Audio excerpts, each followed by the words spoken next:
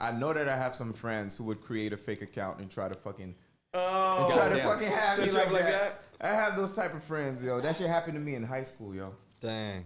They catfished me. They created a fake Oh, profile. that's fucked up, bro. Created a fake profile and they started they were going in. Yo, I thought I had game. That's fucked up. I thought I was smooth. You thought you were smooth with it, you know? Yo, I say fucked up. Yo, I would be mad, bro. They almost got me. But these were friends. Yeah, yo. Wow. Yo, They almost got me to go on a date with the girl, but Bradley, he told c'est lui. No. Bradley told me that what was happening. He told me, yo, they fucking with you. Oh my God. I got catfish once. Like, He was fucking, she's 60 fucking toi, bro.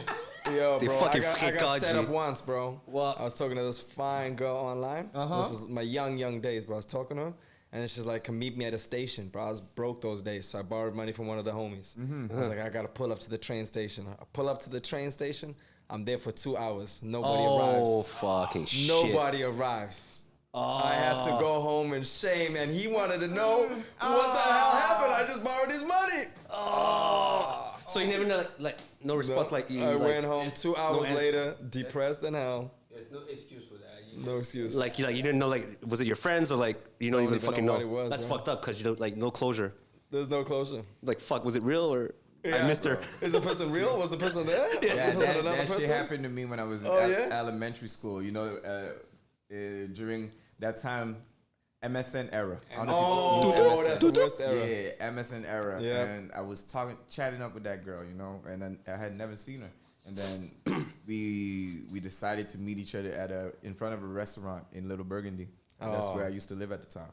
And I went there and I stayed there for like an hour. And I don't even know if it was a real profile, but the person never came. Wow. Yeah. Same thing. Set up. Man, Because they boys, they fucked up. You invested time in like texting to yell them like the right words, like all it's the worth fuck. showing up there and just waiting, bro. Hey, the guys, waiting is it's painful. not even Yeah, over. 2 hours. 2 hours. That's fucked up.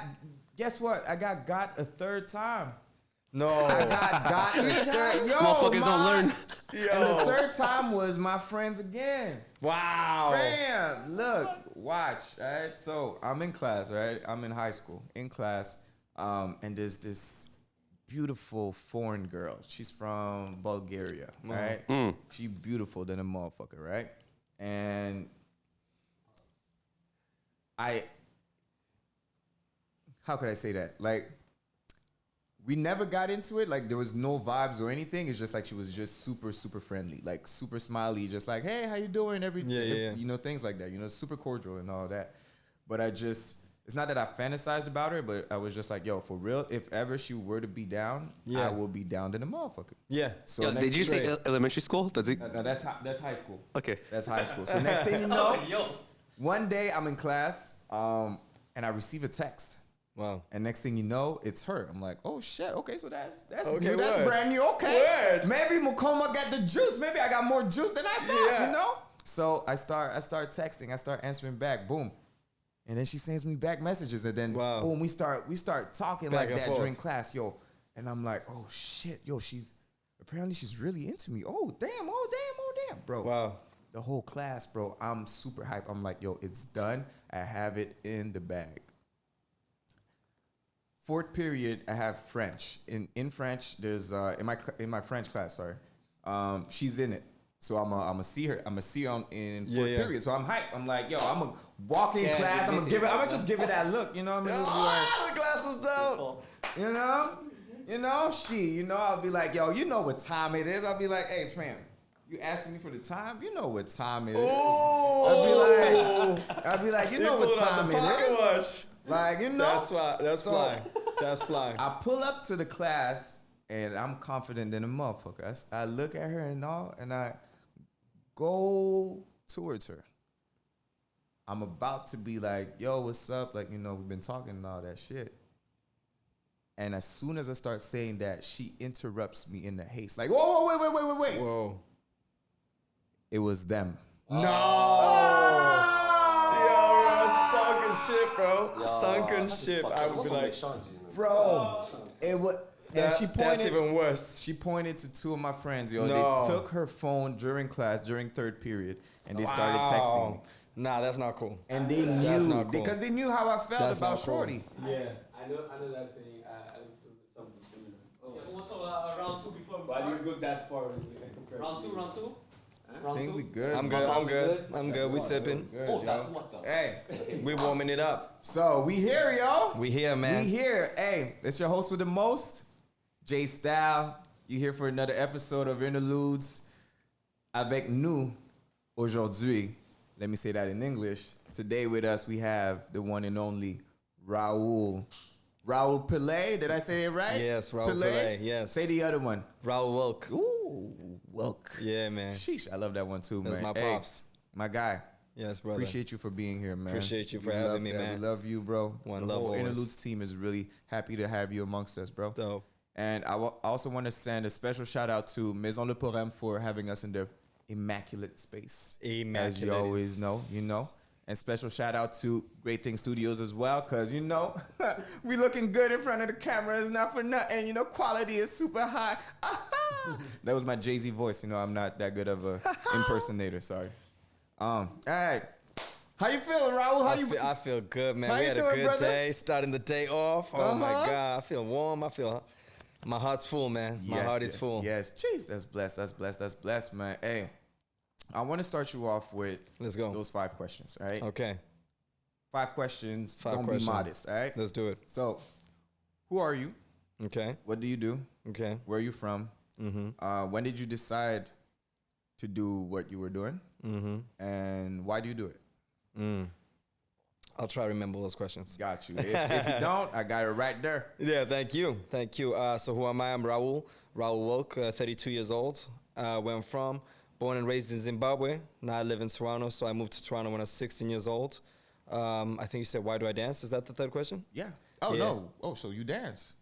Yeah. I didn't know. Oh, what I do. Oh. Yeah, there we go. What do I do? I'm a dancer. I would really focus more on me being an educator and a mover, a spiritual mover and an educator. So those are the 2 qualifications. I wouldn't just say dancer. I'll say spiritual mover and educator.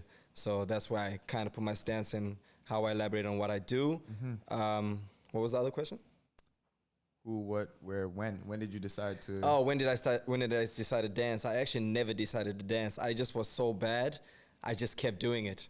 So as a kid, I used to be told I had 2 left feet. So I think the idea of me overcoming that thought or that message was what kept me going. So I never danced to dance. I just danced to like find myself. So I just stayed in it. And I didn't question that I was dancing. I was just using it as a tool of understanding. Jeez. And why do you do it? And now I do it because I love to connect deep into my spiritual realm. I like to blank out for a second and see beyond this, see beyond what we, you know, our lens, like our lens we see on a day-to-day basis, just to tap into the inner lens. That's my main focus now.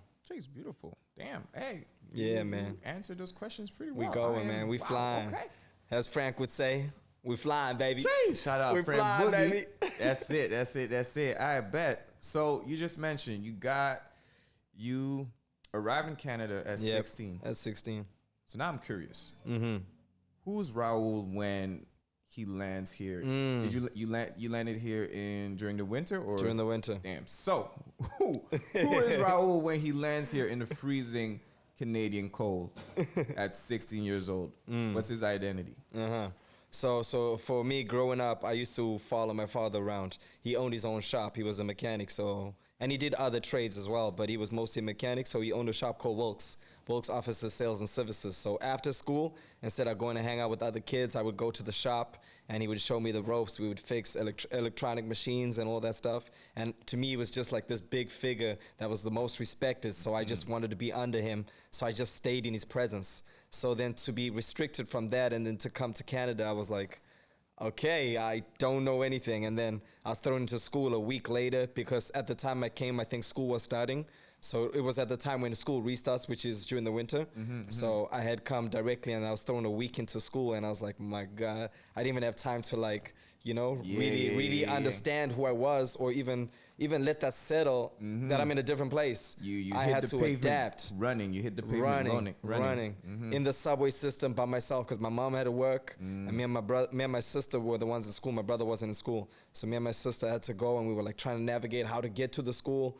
We didn't have nobody take us there, so it was a crazy, like, damn, I can't even describe it. It was a bigger shock than the idea of being here, because when you're young and you live in Zimbabwe, the idea of Canada is like people playing in snow, celebrating Christmas and having that celebration, and then you come here and you get hit with real life and you're like, no, it's not that. It's cold as hell outside. It's not that fun. And then you have loss of family, loss of identity, and then you also in a new place, new surrounding that you don't understand. So it was, I just lost who I was. And losing who you were, where has that led you? I think it's a lot of chasing. I spent a lot of my years chasing like who I was, and the thing was, it was also access. A lot of the times when I had lived here, I lived in a bad neighborhood at first. So my access to culture was the neighborhood, the people I was around, the people my brother knew, and a lot of these guys were getting incarcerated and in and out of jail, and that was kind of the life I knew. It was just that, and I didn't know anything else. I didn't know there was an outlook. I didn't know dance was a way as an outlook, because it wasn't as big as it was now, you know? Like, there wasn't social media. I couldn't be posting on Instagram. It was like you in the streets, and that's it. You're getting respect in the street. Damn. And then when did dance really become a thing? Dance became a thing. Well, I was still dancing. The funny thing about like being in the hood and shit and dancing is they respect you even more. Like, they always would be like, yo, because they would call me Curls, and I had curly hair, and I used to rock a fitted down, so my curls would be just at the bottom, just puffed out, and my hat, you couldn't even see my eyebrows. My hair would be like here. So I'd be on this like grimy tip with like the 6XL, the double layered tee with the baggy pants with the Scarface shoes. I had some Scarface shoes, Air Force One custom. Come on now. So I used to pull up to the parties and I used to dance, and all the girls were like, yo, who's this guy? And at that time, to be tough was an attractive thing. Girls used to look at guys that were tough and be like, oh, that's the guy I want to be with. So your game kind of like your surroundings and the confidence of the people, the mandem, we call them the mandem, the people that are uplifting you, the sense of community that I was missing throughout high school was realigned to my surroundings, my community. So I was like, oh, these people are dope. But I didn't realize the harm that was being inflicted in the dopeness, because you don't see outside of it, you only see inside of it. And then people will judge the inside, but they don't understand that that's the sense of community. People that don't have access, that's all they have. They have each other, and they make it work. Cheese. Right? Cheese. Damn. Now you're taking me different places, man. Yeah. You're taking me lots of places. I love it. So yeah. So and as I was saying, now I was still dancing, and they were calling me Curls, so I had the respect already from like all the neighborhoods. They were like, yo, Curls, Curls, bust it down for us, bro, bust it down, because they were so gangster with it. They just want to sit down and make me dance, and I got a bust on one too, and I'm like, damn, bro, trying to get respect. So I did that for a while. And throughout high school, I did that too. Luckily, there was a guy I met named Jay Rebel. So when I was in high school, there's a guy named Jay Rebel, and he used to have an after-school program at a community center just in Parkdale. So after school, I would go there because some of the guys in the school were B-boys too, and they would take me there. So it was like school, during lunch, hallway, practice B-boying. After school, hit the rec center, then go home. School, lunch, every day. Same thing. For a whole of school, I think for five years of my life, just B-boying. Hallway, rec center, hallway, rec center. I didn't do nothing else. Jeez. Didn't do no CN Tower, no this or that. So people ask me these days, like, have you been there? I was like, yo, to be honest, I only went there 5 years ago. 5 years ago. I was 25. That was my first time going to the CN Tower.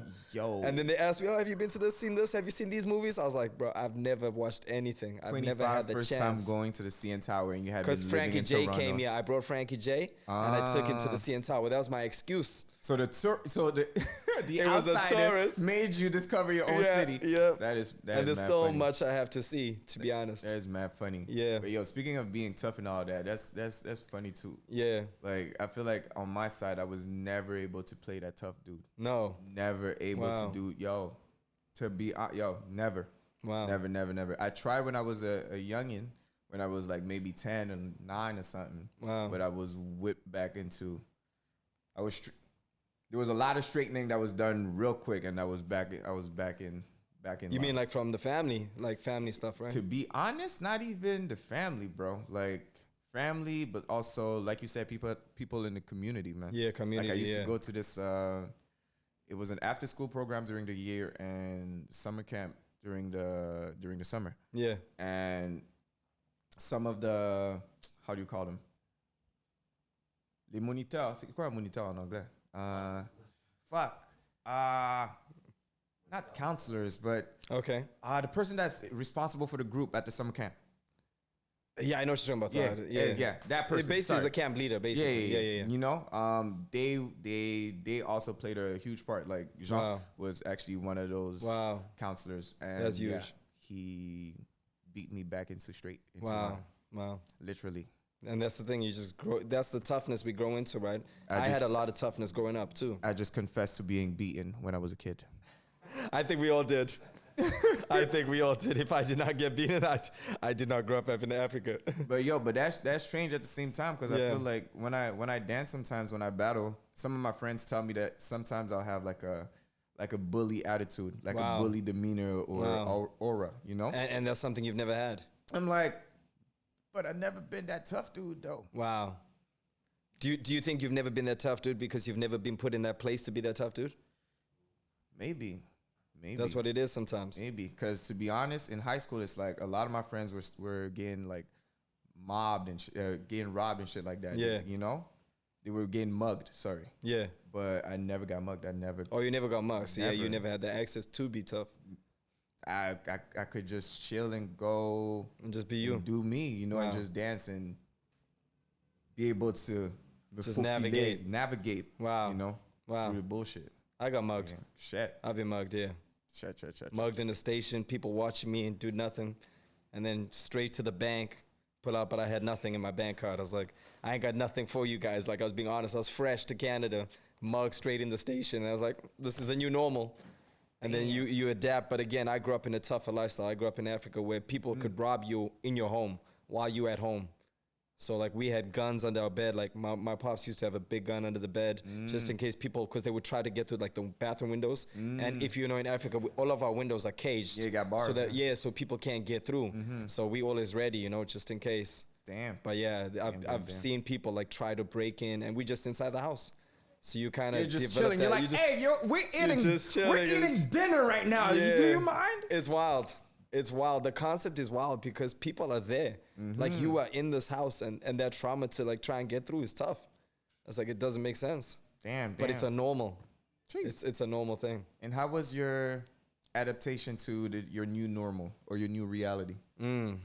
So I feel like I already had a tough skin. But the thing is, when I was growing up, we didn't talk about it. We didn't talk about it. My pops was strong as hell. He didn't talk about it. You know, and I think we held a lot in. A lot of my family. So I think just in general, I held a tough demeanor. Tough demeanor. Yeah.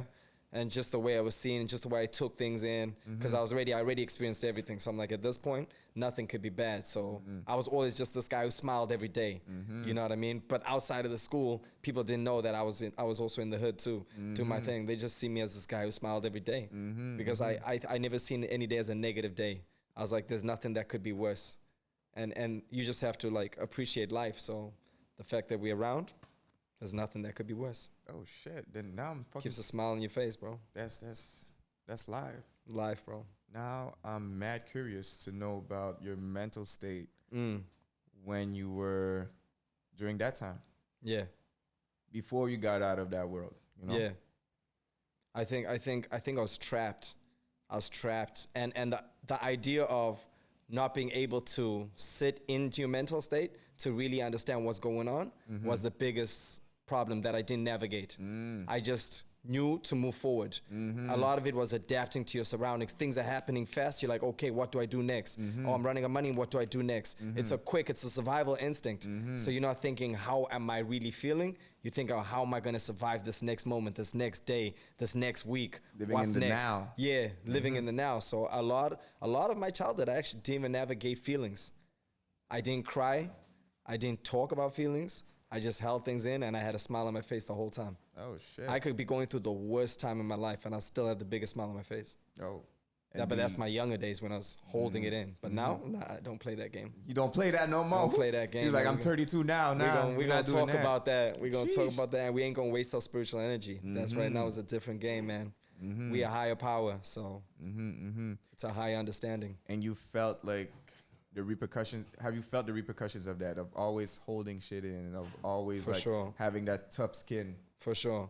I think has like the big people I used to see, like when my father passed to suicide, that was a tough one already. So when he took his life, I was already like gone. And then I had to go home, and that was my first revisit home in a long time. So I was supposed to come the next year for his birthday, and he did it during Christmas, 2 or 3 days before Christmas Day.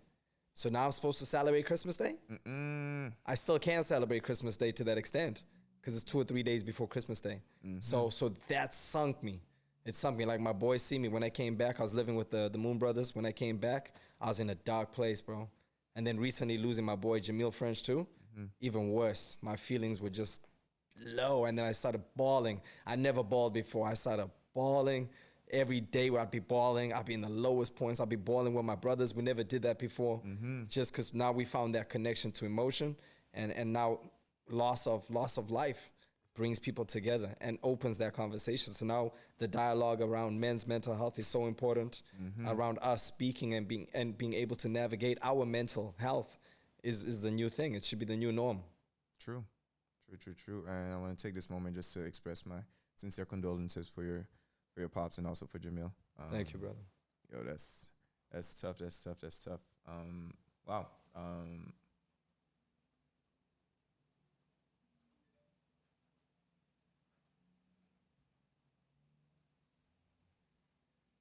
Sorry, I'm just taking this moment. No, it's cool, bro.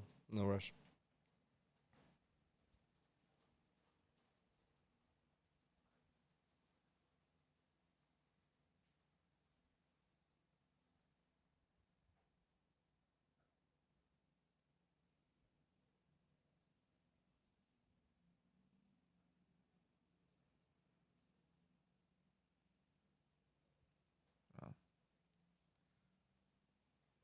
Yo. Yeah, man.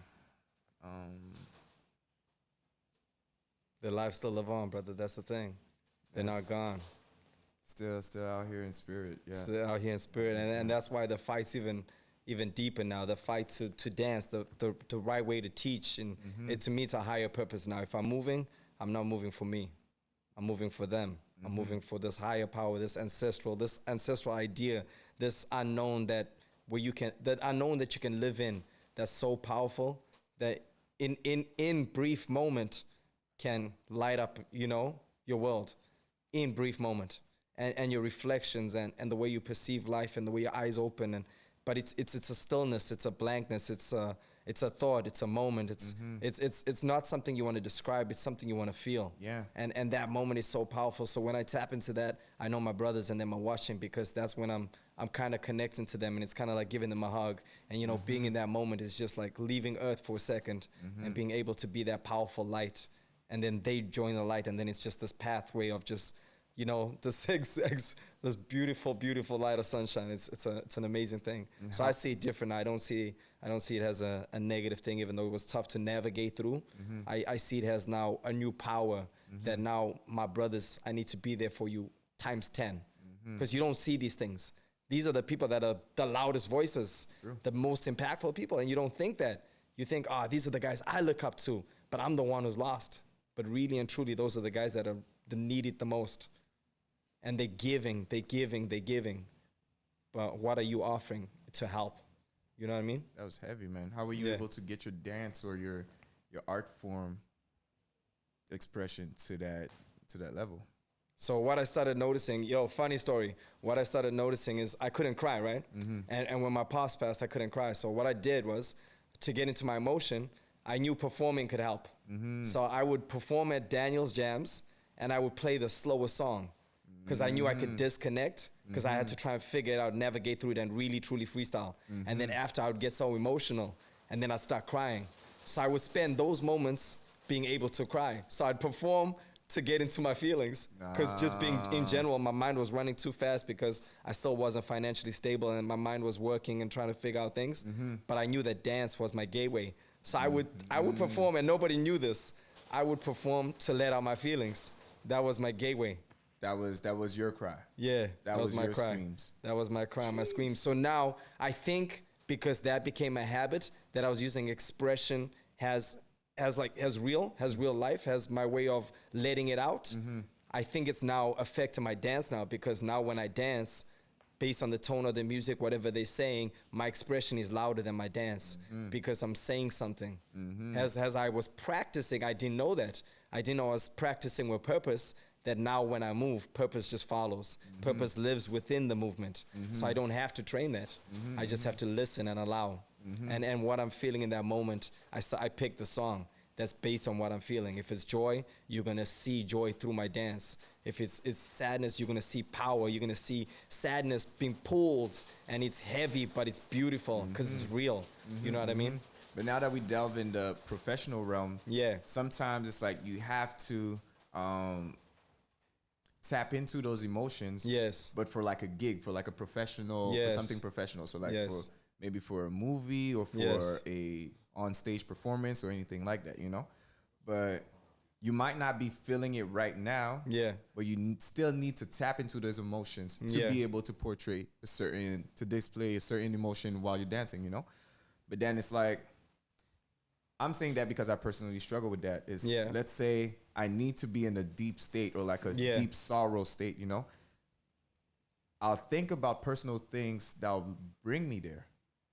But once I'm there and I dance and I perform, I leave the stage, but the sorrow is still present with me. So I'm not able to distance myself from it. Yeah. You know, so then it's like, I wasn't feeling bad at all, but then I started thinking about things that make me feel bad. And then I performed, and the performance was excellent. Yeah. And then I leave, but now I'm still feeling bad. Yeah. I wasn't able to just leave that on stage and then keep going, you know? Forward, yeah.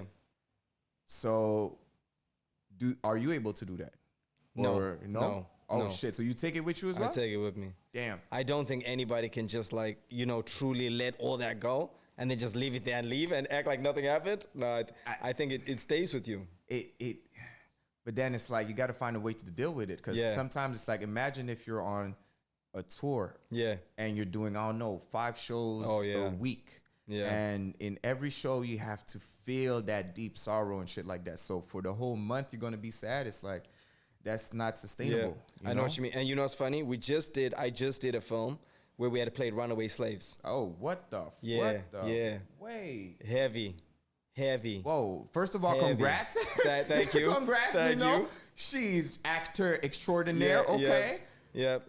Okay. But this is what happened. So we would do these roles, right? And we had to play like against a thing and just looking around like someone's chasing you in the woods and like get into the scared feeling, right? And like tap into that idea, and it would mess us up, you know? Like it'd be hard to tap into because it's scary and it's real, right? So what I would do was, after I would do that, as soon as it's a break, I would go to the side, play a song, and then get back into my spirit. And then I'll go back into the role, go back into the spirit. So I would always find a break to get back into me. Okay. So that's how I balanced it. I counted it with, yo, I'm alive right now, and I'm grateful for the moment. But when it's time to get that bag and time to put in that work, I'm a be that role. You'll be able to be professional. No matter how hard it is. It's almost like you go and you get these scars. But when you come to the side, you look at these scars and you're like, yo, I can live with this. But I can live with these scars and I'm gonna find beauty within it. So looking at those as counter opposites is what helps. You can always get scars from life and these sorrows you can hold. But when you learn how to take that, flip that rhetoric, and then all of a sudden there's joy and there's a sense of purpose. Yeah. It's almost like dance today. You know, like dance before they're fighting through segregation, slavery, they were making music. So how do we navigate that today? We take that and we make that powerful. We make them know that, yo, we here and our voice is louder than they could ever make it. They can't silence us no more. So instead of seeing that as a pain and dancing that as a pain, we're now dancing that as a power. So we flip in the idea. The scars, wounds now become just a part of us and a new beauty. A new way of looking at it. Like added power. Exactly. Jeez. At a power. It's just like when you get a beating and you still stand there, they can't beat you down. You can take a beating and you can get scars, but they'll never take you down. As long as you stand your ground, you can never be silenced. And that's the power. Jeez. So that's how you navigate between the two. Jeez.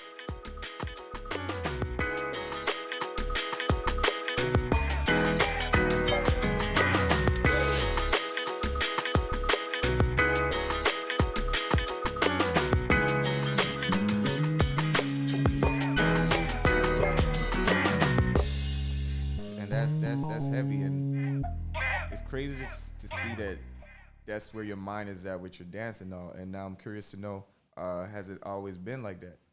No.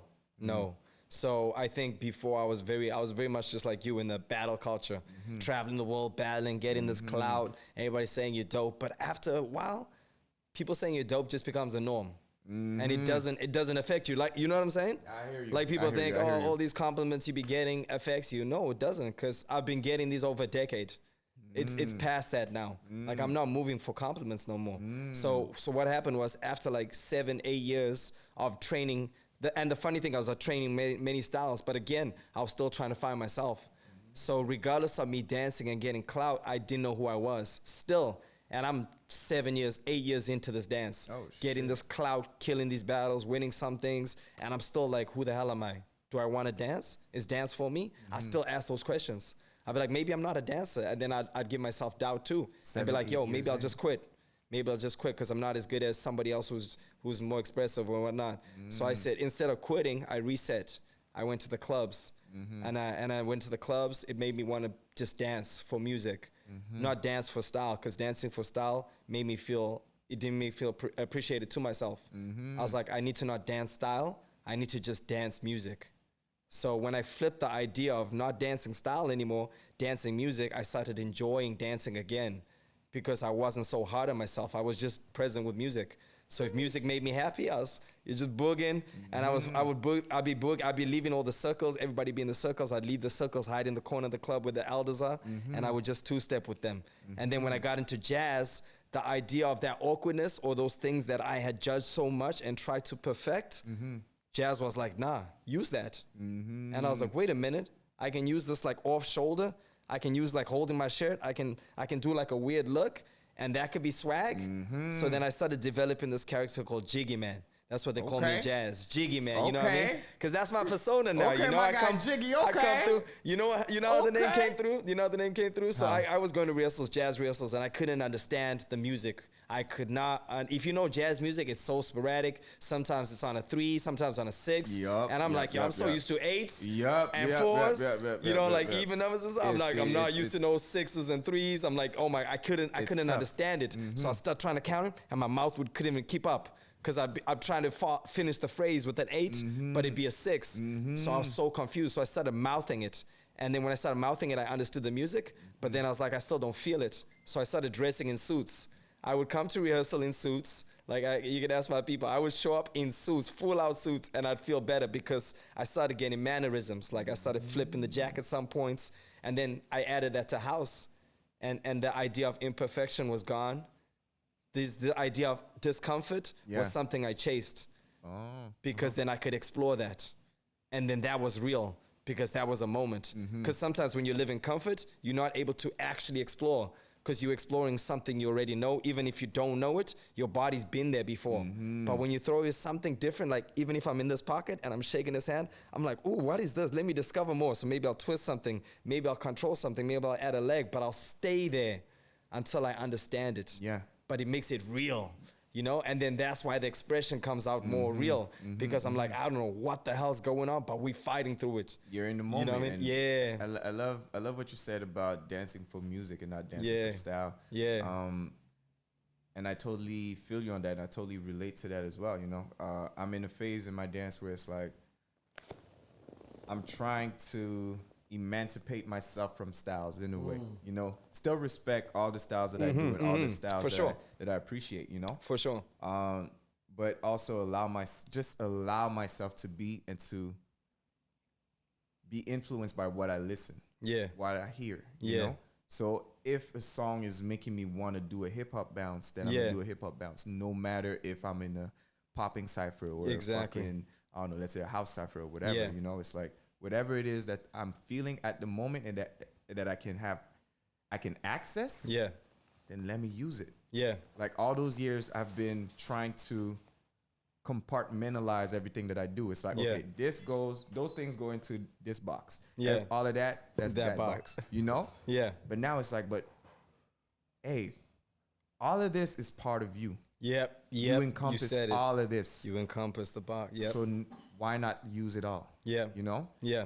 So I'm in this weird transition where I'm curious to see where it goes, but that's dope. I really appreciate that you said that, man. You're on the right way, bro. That's dope. And it's funny because a lot of people, they use the wording more than they use the dance, right? You go to class, you teach all these different words, and these words are supposed to, you know, equate to emotions, but they don't because people don't spend enough time learning about the words. They just use the words as a word, but not use the word as a language. Dance is a language. We need to learn how to speak. So when a lot of these dances, they come up, people stylize them, right? They're like, oh, look at that loose leg he's doing. Look at that farmer is doing, or look at that pop he's doing. Look at the, you know, animated styles he's doing. But really and truly, when you live within the music, those styles exist without speaking, right? Just like house culture. I always tell people, house culture existed before dances. Because the club existed before us. We came to the club and we added something, but the club was always there. Even if all the OGs and us choose to leave, the club will still exist to those certain people that only use music as a tool and not dance. True. They use music as a tool. A simple two-step can suffice more than anything we can give. True. And that's why they have sauce, is because it's the simplicity and the music being the louder aspect to their movement versus the labeling and the stylizing and trying to be perfected. And the technique and all the stuff we drill. The thing is, you drill it in the club. You drill it in the moment. You drill it in the now. You drill it through life, yo. Through life. Through everything that you do. You said it. That's it. You said it. It's those little things, man. Like, brushing, I'm pretty sure, yo, you might go brushing your teeth one day and then next thing you know, there's a beat playing and you start doing a move or whatever, you know, like, oh shit, that's my shit. Yeah. Hey, that's drilling. That's telling your body to remember that type of 100%. That type of dynamic, you know? 100%. So that shit it goes through life, man. Yep. It goes through life. It flows with life. Yep. Real quick, you spoke about not having an identity in dance. Yeah. So how did you end up finding your identity? And what is your identity as well? That's dope. That's a good question. So I think after high school is when I got to properly asking those questions. Because I think throughout high school is you have to navigate through school, after school. I think I was just b-boying as a reason to meet friends. I was b-boying as a chance to do something after school because there was nothing else to do. So I was doing that just as an escape. And then I got a job into teaching kids that were in violent schools and stuff like that. So I was working with the police. I did that. But what truly helped was... working with the police? Yeah, I worked with the police. Oh, shit, my guy. We got op in here. You know what I'm saying? Op out here. I'm out joking, here. I'm joking. Nah, they had us that games. Grew up in tough neighborhoods teaching these kids. And they would feed them. Same thing we had growing up. They gave it to them. And I was like, this is beautiful. Because these kids need that. You know what I mean? But we were teaching hip hop at the time, and they didn't like us. They wanted to go to crumping. So, the majority of the people I was teaching were mostly girls. Like the girls were okay. They wanted to do hip hop because hip hop was kind of cool at the time. Versus like crump was like a masculine thing, especially at the time. And these schools, it's these schools, you know what they access to.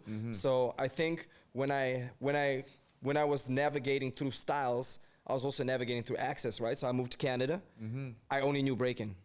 That was the one style I knew. And African styles. Like, we didn't even have names for it. We just did stuff. That's it. Yeah, we just went to parties and we partied. Yep. There was nobody becoming no professional dancer, no dance crews. There is now, but before it was just like you got down, you got busy. That's you could dance or you couldn't dance. That was the only two options. And you didn't want to be on the side where you couldn't dance. You didn't want to be on that side. I was. Shit. My brother and sister were fire. I wasn't. I couldn't do nothing. Damn. My sister could model. My brother could sing. They both could dance. I was untalented. I had 2 left feet again growing up. So then I moved to Canada, right? Yeah. So I'm at the So You Think Can Dance auditions. I'm still hard as hell. I'm still in the hood. So You Think Can Dance. I'm like, I can do this. All my boys are like, yo, go get that bag, son. I'm like, yo, I got this, bro. 6XL, double T white, black underlayer, jogging pants. You know, I pull up with my Air Force Ones. I'm just in line.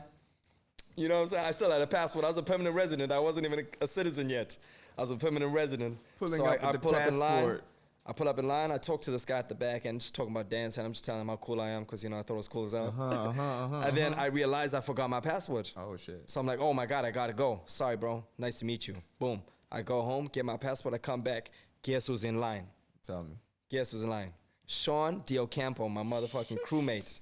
Moon Runners originator. Sean is at the back of the line.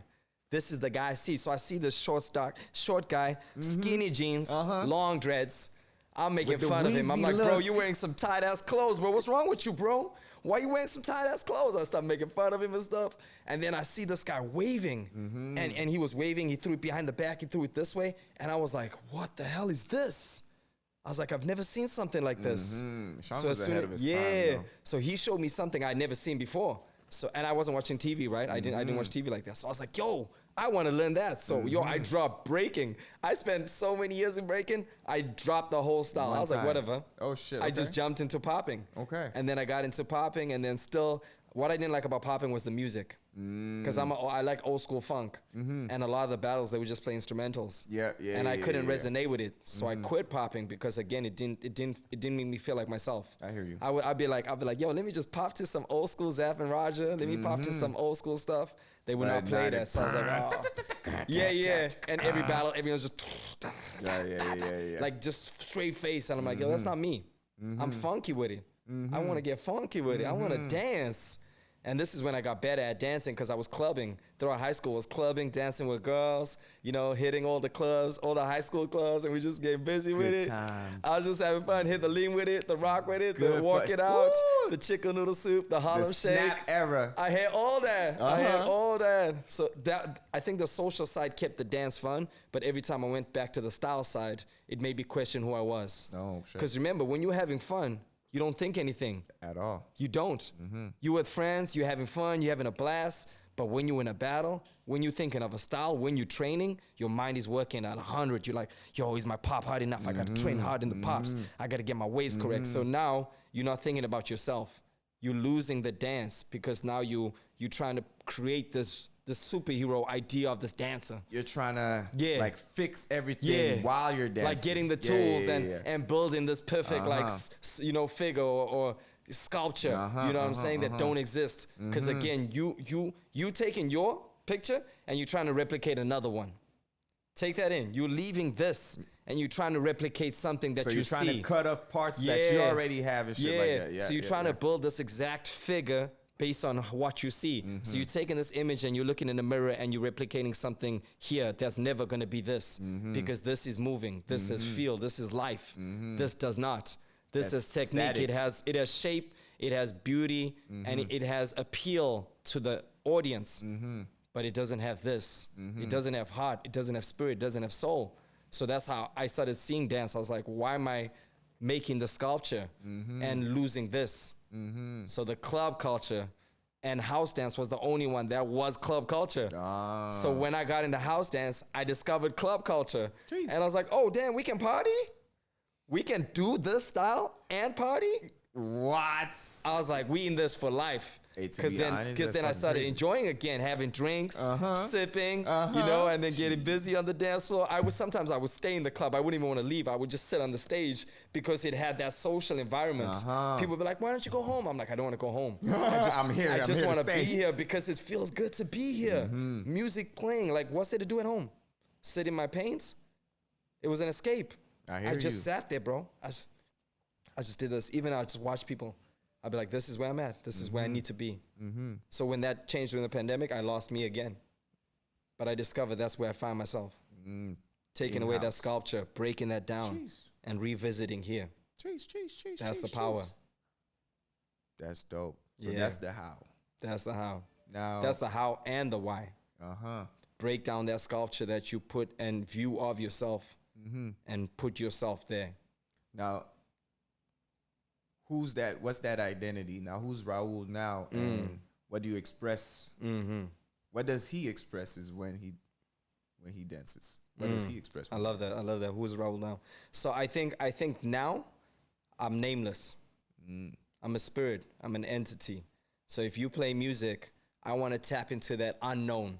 The faster I can get to the unknown, the more I can feel. And I try to tell people is like how you use your lens to view life, right? We view our lens to view life like this. Like we can see, 3D and whatever, and 4 or 5D, whatever. But I take that lens and I switch it and I take it in my body. And the power of just being in moments, like I can look at my arm and I can be in it and I can feel, shivers. And when you're playing music, like being in that moment and like stop, living breath and control from inside versus from outside. So I take my lens inside and I move from within.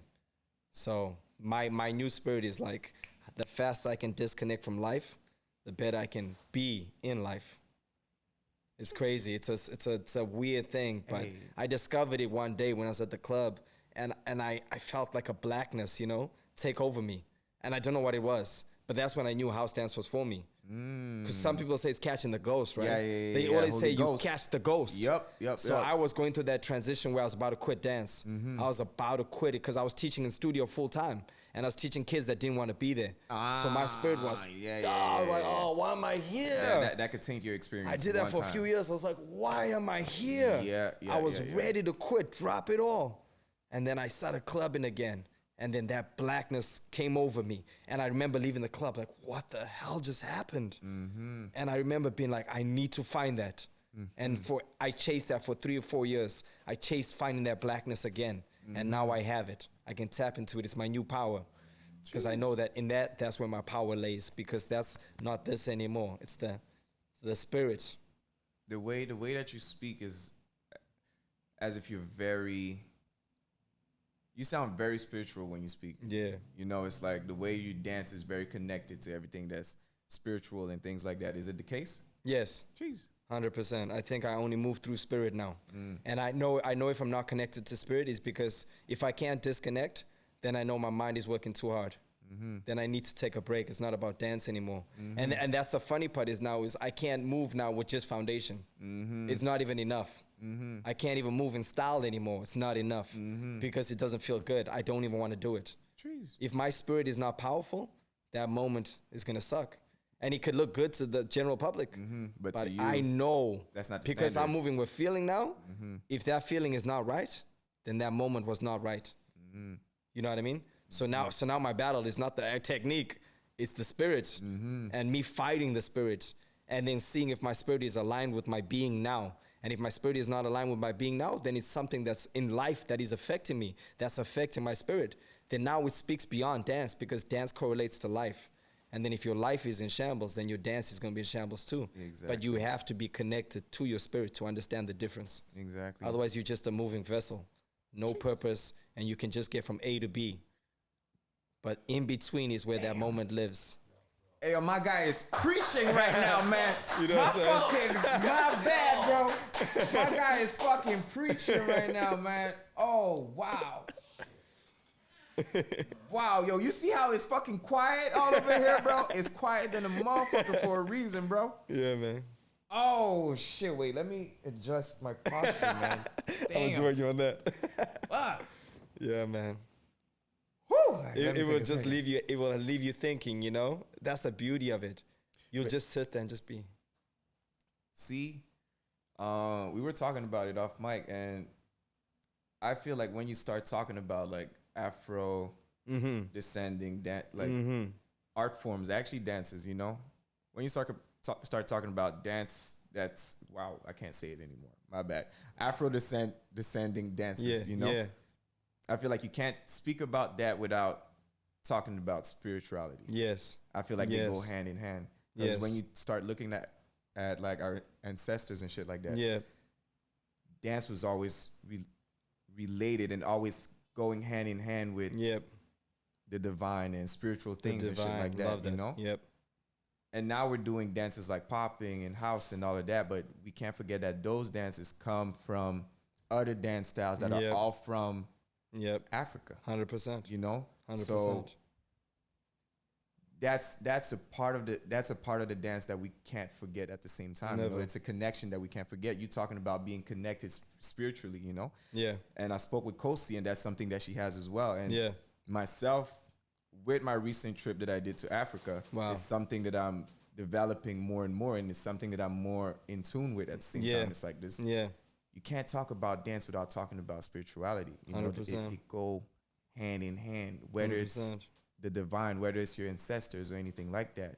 It's like there was a whole reason why our ancestors danced the way that they danced and to the rhythms that they danced. And there's a reason why it trickled down and why we do what we do right now. And why it's influencing us to this day. Yes. And why we still say, yo, that person is catching the Holy Ghost. Yo, that person is doing such and such. Yes. Terms that are all related to spirituality, the 100%. Divine, and things like that. 100%. You know? So yeah, it's beautiful to see. Because I've witnessed your transition. Yeah. And it's fucking beautiful to see. Like going from Raoul that I met in the battles and shit like that. That fucking blew me off with this fucking move. Like, yo, bro, he did a crazy tutting. West Coast. I can't do it because of the mic. But yo. Yeah. And now seeing how like tapped in you are with yourself and with the being that you are, you know? And with the styles that you do. Yeah. You know, you don't dance, you don't dabble, you don't navigate through styles, yes, but stills the styles that you decided to use. Yeah. You seem to be very deeply rooted in them and to be able to express yourself fully through them. Yeah. You know? So it's super beautiful to see, bro. And again, it comes down to the idea of taking away thought, labels, and everything, because we're quick to judge people. Mm-hmm. Just like I can say your name and then I'll quickly judge you based off the name you give me. Mm-hmm. You know what I mean? Mm-hmm. I'll already identify you as something and then I'll quick to label you. Mm-hmm. Just like somebody, if I tell them I do jazz, the first thing they're gonna go to is jazz that they know, studio jazz. Mm-hmm. So they're gonna quick to judge me. So sometimes when I tell people I do jazz, they're like, "Oh, you flexible like that? You can do like turns and stuff like that." Yeah. I'm like, that's not jazz. Mm-hmm. That is not original jazz. Mm-hmm. So same ways with dance is people are quick to learn something and try to navigate it through their own lens of what it is and try to find the definite answer of it. Mm-hmm. There's really no answer of anything. Things live and they continue and they grow within moments, right? So what I start doing is I start taking away all of that and I live in just music. Mm-hmm. So if music is giving me a pocket, that's going to be the actual groove of the dance. So groove lives in that. You know what I mean? So now I totally get you. So now, do you have, for somebody that would want to follow that same pattern, you know, follow that same route, would there be anything that you would tell them? Yeah. So if you're trying to connect to yourself spiritually, I think you need to know yourself. And I spend a lot of time learning about myself. So really the connection between how well you understand your body and how much trust are you willing to give yourself, not others. So when I say trust within yourself, that's when if you give a moment that feels so uncomfortable to you, how willing are you willing to actually challenge that, living it, and figure it out? Because that's where my foundation lays now. Mm-hmm. My foundation lays in, I'll get off balance for a second, but I'll keep the groove, and then I'll try use something else. So now your mind is tapping into polyrhythms, syncopations without thinking it, just letting an idea happen naturally, and letting trust be the foundation to your dance, to your life, and letting music be your power. So now your voice is louder because you're like, that moment is a foundation. Foundation, what is foundation? Let's break that down. Foundation technically is something that is made up to a style. Yes? So foundation... it's like the base of a style. It's the base of a style, exactly. Like the first few moves are like the founding elements of that style. The founding elements of that style. Yeah. Just like the foundation to a house is bricks, right? You need bricks to build a house. That is a foundation, right? But bricks are not just like laid upon. Some people like Gaudi, who's from Spain, built houses differently. He didn't build houses the same. He chose to see houses differently based on life. So the same way we see foundation shouldn't be the same. It shouldn't be one type of brick, one type of house. We should see just like Gaudi did. He's an artist of life. I believe we are artists of life. Many bricks, many shapes of bricks. I hear you on that. And I believe that everybody has their own foundations. Yeah. Like, you got it. You have your own foundations, whatever style or movement that you were taught when you started dancing. Yeah. And that you that you held on to, those are your foundations. So you know what I tell people now when I teach classes? I tell people, okay, let's talk about foundation. So we know foundation exists, but let's see how well we can elaborate on foundation. Let's say you take a step. Is the step hard? Is it soft? Is it lifted? Is it dropped? Can you change timing within it? So now you're adding more things to it, right? So that's just within the step. That's the foundation of the step. And then I tell people, what's the human side now? What is the human side of dance? So when I say human side, it means when you play music and you're just a regular person, what does that look like?